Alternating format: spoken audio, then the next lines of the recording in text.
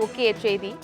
CV. சண்முகத்தின் ஆதரவாளர்கள் அதிமுகவிலிருந்து நீக்கப்பட்டிருக்கிறார்கள்.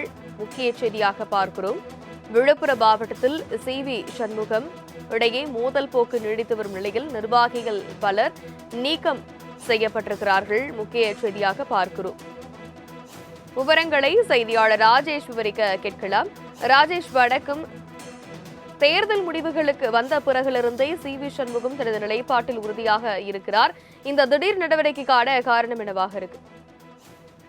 தனலட்சுமி, வணக்கம். 2026 சட்டமன்ற தேர்தல் முடிவுகளுக்கு பிறகாக அதிமுகவில் பல்வேறு பிரச்சனைகள் தொடர்ச்சியாக நடைபெற்று வருகின்றன. குறிப்பாக பொறுப்புகளில் இருந்து நீக்குவது என்பது தொடர்கதையாகி வருகிறது. குறிப்பாக கடந்த சில நாட்களுக்கு முன்பாக அதிமுகவிலிருந்து பொறுப்புகள் பறிக்கப்பட்டவர்களுக்கு மீண்டும் பொறுப்புகள் என்பது வழங்கப்பட்டிருந்தது. குறிப்பாக எஸ்.பி. வேலுமணி, நத்தம் விஸ்வநாதன் போன்றவர்களுக்கெல்லாம் அந்த பொறுப்புகள் என்பது வழங்கப்பட்டிருந்தது. அதனைத் தொடர்ந்து இந்த தீரன் சின்னமலை அவர்களுடைய நினைவு நாள் அடுத்து அதிமுக சார்பாக மரியாதை செய்பவர்கள பட்டியல எஸ்.பி. வேலுமணி, தங்கமணியோட பெயரெல்லாம் இடம்பெற்றிருந்தது.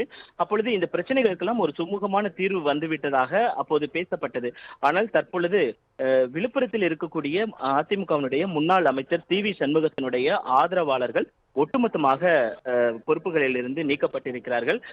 குறிப்பாக அந்த பொறுப்புகளில் பசுபதியினுடைய ஆதரவாளர்கள் நியமிக்கப்பட்டிருக்கிறார்கள். ஒட்டுமொத்தமாக சி.வி. சண்முகத்தை பொறுத்த வரைக்குமே தொடர்ச்சியாக அதிமுகவில் பயணித்து வருகிறேன், நான் மாற்றுக் கட்சிக்கு செல்ல மாட்டேன் என்று அவர் தொடர்ச்சியாக கூறி வரக்கூடிய சூழ்நிலையில் கிட்டத்தட்ட 20க்கும் மேற்பட்ட அதிமுகவினுடைய முன்னாள் அமைச்சர் சி.வி. சண்முகத்தினுடைய ஆதரவாளர்கள் நீக்கப்பட்டிருப்பது என்பது அதிர்ச்சியை ஏற்படுத்தியிருக்கிறது. அதே நேரத்தில் பசுபதியினுடைய ஆதரவாளர்கள் அந்த பொறுப்புகளுக்கு நியமிக்கப்பட்டு அறிவிப்பு என்பது வெளியாகியிருப்பது அதிமுகவினரிடையே மீண்டும் ஒரு குழப்பத்தை ஏற்படுத்தியிருக்கிறது. விவரங்களுக்கு நன்றி ராஜேஷ்.